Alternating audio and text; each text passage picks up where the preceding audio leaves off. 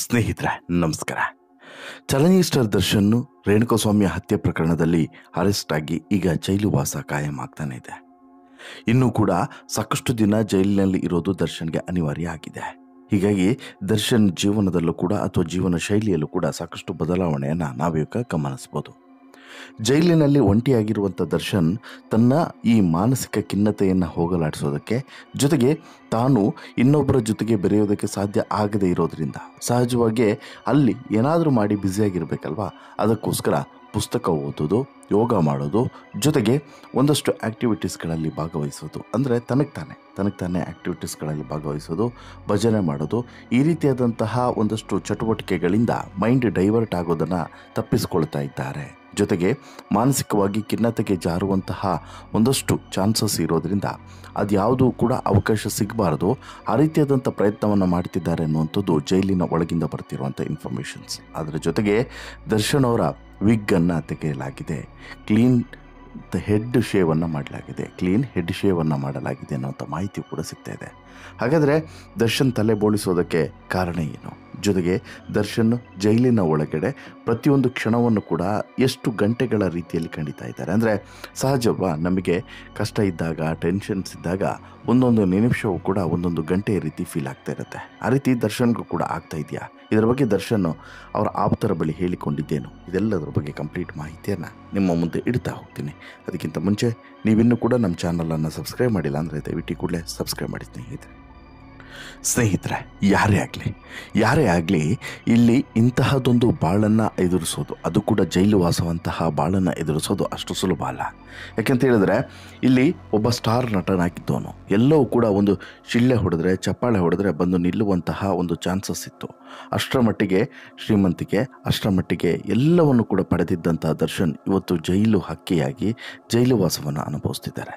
ಜೈಲಿನೊಳಗಡೆ ಒಬ್ಬನೇ ಒಂಟಿಯಾಗಿ ಕೂರುವಂಥ ಪರಿಸ್ಥಿತಿ ಬಂದಿದೆ. ಇನ್ನೆಷ್ಟು ದಿನಗಳು ಆಗುತ್ತೋ ದರ್ಶನ್ಗೂ ಕೂಡ ಗೊತ್ತಿಲ್ಲ. ಇನ್ನೆಷ್ಟು ದಿನಗಳ ಬಳಿಕ ಹೊರಗಡೆ ಹೋಗುವಂಥ ಅವಕಾಶ ಸಿಗುತ್ತೋ ಅದರ ಬಗ್ಗೆ ಚಿಕ್ಕ ಸುಳಿವು ಕೂಡ ಸಿಗ್ತಾ ಇಲ್ಲ. ಹೀಗಿರುವಾಗ ಏನು ಮುಂದಿನ ಕತೆ ಹೇಗೆ, ಮುಂದಿನ ಜೀವನ ಹೇಗೆ ಅನ್ನುವಂಥ ಚಿಂತೆ ಸಹಜವಾಗಿ ಇರುತ್ತೆ.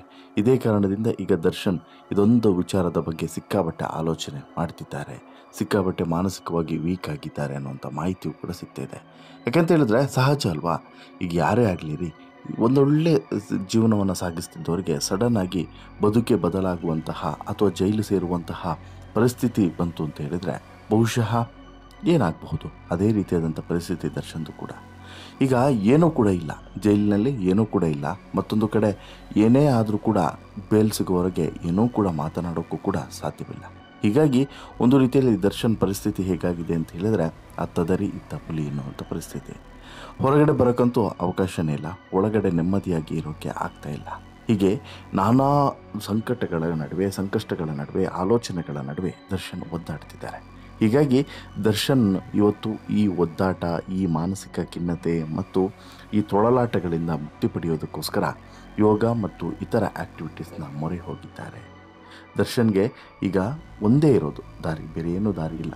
ಇಂಥದ್ದೇನಾದರೂ ಒಂದು ಮಾಡಬೇಕು, ಆ ಮೂಲಕ ತನ್ನ ಮನಸ್ಥಿತಿಯನ್ನು ಕಂಟ್ರೋಲ್ ಮಾಡಿಟ್ಕೊಳ್ಬೇಕು ಅಂತೇಳಿ ದರ್ಶನ್ ಪ್ರಯತ್ನವನ್ನು ಮಾಡ್ತಿದ್ದಾರೆ. ದರ್ಶನ್ಗೆ ಜೈಲಿನ ಒಳಗಡೆ ಸಾಕಷ್ಟು ಪುಸ್ತಕಗಳು ಸಿಗ್ತಿದ್ದಾವೆ, ಅವುಗಳನ್ನು ಓದ್ತಿದ್ದಾರೆ. ಅದು ಬಿಟ್ಟರೆ ಯೋಗ ಮಾಡೋದು, ಈ ರೀತಿಯಾದಂಥ ಒಂದಷ್ಟು ಆ್ಯಕ್ಟಿವಿಟೀಸ್ ಮೂಲಕ ಮಾನಸಿಕ ಖಿನ್ನತೆಯಿಂದ ಹೊರಗಡೆ ಬರುವಂಥ ಪ್ರಯತ್ನವನ್ನು ಮಾಡ್ತಿದ್ದಾರೆ. ಅದು ಕೂಡ ಈ ಯೋಗ ಮಾಡೋದ್ರಿಂದ ಸಹಜವಾಗಿ ತುಂಬ ಆ್ಯಕ್ಟಿವ್ ಆಗಿರ್ತಾರೆ ಅನ್ನುವಂಥದ್ದು ಎಲ್ರಿಗೂ ಕೂಡ ಗೊತ್ತಿರೋದ್ರಿಂದ ಹಾಗಾಗಿ ಸ್ವಲ್ಪ ಸಮಯನೂ ಕೂಡ ಸ್ಪೆಂಡ್ ಆಗುತ್ತೆ. ಈಗ ಅಲ್ಲಿ ಹೇಗಾಗಿದೆ ಅಂತ ಹೇಳಿದ್ರೆ 4 ಗೋಡೆಯ ನಡುವೆ ಸಿಲುಕಿಕೊಂಡಿರುವಂಥ ದರ್ಶನ್ ಬೆಳಗ್ಗೆ ಆದರೆ ಸಾಕು ರಾತ್ರಿ ಯಾವಾಗ ಆಗುತ್ತೆ ಅಂತೇಳಿ ನೋಡ್ತಿದ್ದಾರೆ, ರಾತ್ರಿ ಆದರೆ ಸಾಕು ಬೆಳಗ್ಗೆ ಯಾವಾಗ ಆಗುತ್ತೆ ಅಂತೇಳಿ ನೋಡ್ತಿದ್ದಾರೆ. ಅಂಥ ಪರಿಸ್ಥಿತಿ ಇದೆ. ಎಣ್ಣೆ ಇಲ್ಲ, ಸಿಗರೇಟ್ ಇಲ್ಲ, ಯಾವುದೇ ಟೀ ಇಲ್ಲ, ಊಟ ನೆಟ್ಟಿಗಿಲ್ಲ, ಯಾವುದೂ ಕೂಡ ಮಲಗೋಕ್ಕೆ ಒಳ್ಳೆ ವ್ಯವಸ್ಥೆ ಇಲ್ಲ, ಒಳ್ಳೆ ಬಟ್ಟೆ ಕೂಡ ಇಲ್ಲ, ಕಾರು ಮೊಬೈಲು ಇಲ್ಲವೇ ಇಲ್ಲ. ಹೀಗೆ ದರ್ಶನ್ ಪಾಡು ಈಗ ಹೇಳತೀರದಾಗಿದೆ. ಇನ್ನು ತನ್ನ ಜೊತೆಯಲ್ಲಿದ್ದಂಥ ಸಹಚರರು ಹಾಗೂ ಸಹ ಕೈದಿಗಳ ಜೊತೆ ಸಹವಾಸವೇ ಬೇಡ ಅನ್ನುವಂಥ ನಿರ್ಧಾರಕ್ಕೆ ಬಂದಿದ್ದಾರೆ ದರ್ಶನ್. ಅವರ ಜೊತೆನೂ ಕೂಡ ಏನೂ ಕೂಡ ಮಾತನಾಡ್ತಿಲ್ಲ. ಬೇಸರದಲ್ಲಿ ಕುಗ್ಗಿರುವಂಥ ದರ್ಶನ್ ಸದಾ ಒಬ್ಬರೇ ಕುಳಿತಿರ್ತಾರಂತೆ. ಅಷ್ಟೇ ಅಲ್ಲದೆ ಅವರು ಪುಸ್ತಕಗಳನ್ನು ಕೇಳಿ ಪಡೆದು ಓಡ್ತಾ ಇದ್ದಾರೆ. ಒಂಟಿತನದಿಂದ ಹೊರಬರೋದಕ್ಕೆ ಪುಸ್ತಕಗಳ ಮೊರೆಯನ್ನು ಹೋಗಿದ್ದಾರೆ. ಜೈಲಿನಲ್ಲಿರುವಂಥ ದರ್ಶನ್ನು ರೇಣುಕಾಸ್ವಾಮಿಯ ಈ ಹತ್ಯೆ ಕೇಸ್ನಲ್ಲಿ ಎಷ್ಟು ದಿನ ಒಳಗಿರಬೇಕಾಗುತ್ತೋ ಗೊತ್ತಿಲ್ಲ. ಹಾಗಾಗಿ ಇರುವಷ್ಟು ದಿನ ನನ್ನ ಜೀವನವನ್ನು ನಾನು ಸರಿ ಇಟ್ಕೊಬೇಕು, ನಾನು ಮಾನಸಿಕವಾಗಿ ಇನ್ನಷ್ಟು ಕುಗ್ಗಬಾರ್ದು ಅನ್ನೋಂಥ ಕಾರಣಕ್ಕೋಸ್ಕರ ದರ್ಶನ್ ಯೋಗದ ಮೊರೆ ಹೋಗಿದ್ದಾರೆ ಎನ್ನಲಾಗ್ತಿದೆ. ಜುಲೈ 12ರಿಂದ ಜೈಲಿನಲ್ಲಿ ನಟ ದರ್ಶನ್ ಯೋಗಾಭ್ಯಾಸವನ್ನು ಮಾಡ್ತಿದ್ದಾರಂತೆ. ಜೈಲಿನ ಸಜಾಬಂದಿಗಳ ಮಾರ್ಗದರ್ಶನದಲ್ಲಿ ಯೋಗಾಭ್ಯಾಸವನ್ನು ಮಾಡ್ತಿದ್ದಾರೆ. ಈ ಹಿಂದೆ ರವಿಶಂಕರ್ ಗುರೂಜಿ ಆಶ್ರಮದಿಂದ ಜೈಲಿನ ಸಿಬ್ಬಂದಿಗಳಿಗೆ ಯೋಗ ತರಬೇತಿಯನ್ನು ನೀಡಲಾಗ್ತಾ ಇತ್ತು. ಈ ವೇಳೆ ಕಲಿತ ಯೋಗ ಅಲ್ಲಿನ ಕೈದಿಗಳ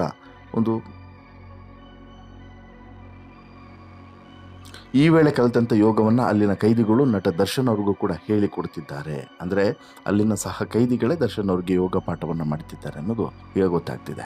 ನಟ ದರ್ಶನ್ ಅವರನ್ನು ನೋಡೋದಕ್ಕೆ ನಿತ್ಯ ಒಬ್ಬರಲ್ಲ ಒಬ್ಬರು ಪರಪ್ಪನ ಅಗ್ರಹಾರಕ್ಕೆ ಬರ್ತಾ ಇದ್ದಾರೆ. ದರ್ಶನ್ ಭೇಟಿಗೆ ಟೈಮ್ ಸಹ ಕೇಳುತ್ತಿದ್ದಾರೆ. ಬಟ್ ದರ್ಶನ್ಗೆ ಯಾರನ್ನೂ ಕೂಡ ಭೇಟಿ ಮಾಡಬೇಕು ಅನ್ನೋಂಥ ಮನಸ್ಸಿಲ್ಲ. ಕೆಲವರನ್ನು ಭೇಟಿ ಮಾಡ್ತಿದ್ದಾರೆ, ಇನ್ನು ಕೆಲವರನ್ನು ಭೇಟಿ ಮಾಡಿದ ಹಾಗೆ ಕಳಿಸ್ತಿದ್ದಾರೆ. ಈ ನಡುವೆ ಇನ್ನು ಮುಂದೆ ದರ್ಶನ್ ಭೇಟಿ ಮಾಡೋದು ಕೂಡ ಡೌಟೇ. ಯಾಕಂತ ಹೇಳಿದ್ರೆ ದರ್ಶನ್ ಲುಕ್ ಕಂಪ್ಲೀಟಾಗಿ ಬದಲಾಗಿದೆ. ಹೀಗಾಗಿ ದರ್ಶನ್ ಇನ್ನೂ ಭೇಟಿಗಳನ್ನು ಸ್ವಲ್ಪ ಅವಾಯ್ಡ್ ಮಾಡ್ತಾರೆ ಅಂತೇಳಿ ಅನ್ನಿಸ್ತಿದೆ. ಕಾರಣ ಏನಂತ ಹೇಳಿದ್ರೆ ಜೈಲಿನಲ್ಲಿ ದರ್ಶನ್ ಅವರ ತಲೆಯನ್ನು ಬೋಳಿಸಲಾಗಿದೆ. ದರ್ಶನ್ ತಲೆಯನ್ನು ಜೈಲಿನಲ್ಲಿ ಬೋಳಿಸಲಾಗಿದೆ ಅನ್ನೋಂಥ ಇನ್ಫಾರ್ಮೇಷನ್ ಸಿಗ್ತಾ ಇದೆ.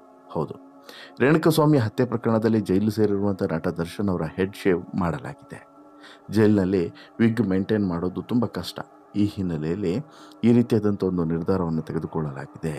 ಇದೀಗ ಡೆವಿಲ್ ಈಗ ತಲೈವ ಶಿವಾಜಿಯ ಲುಕ್ನಲ್ಲಿ ಇದ್ದಾರೆ ಅನ್ನೋದು ಗೊತ್ತಾಗ್ತಿದೆ. ಪರಪ್ಪನ ಅಗ್ರಹಾರದಲ್ಲಿ ವಿಚಾರಣಾಧೀನ ಕೈದಿ ಆಗಿರುವಂತಹ ನಟ ದರ್ಶನ್ ವಿಗ್ ತೆಗೆದು ಹೆಡ್ ಶೇವ್ ಮಾಡಿಸಿ ಕೃತಕ ಕೂದಲು ಹಾಗೂ ಮೂಲ ಕೂದಲನ್ನು ಪ್ರತಿ 20 ದಿನಕ್ಕೊಮ್ಮೆ ಚೆಕ್ ಮಾಡಿ ಎರಡನ್ನೂ ಕೂಡ ಬ್ಯಾಲೆನ್ಸ್ ಮಾಡಬೇಕು.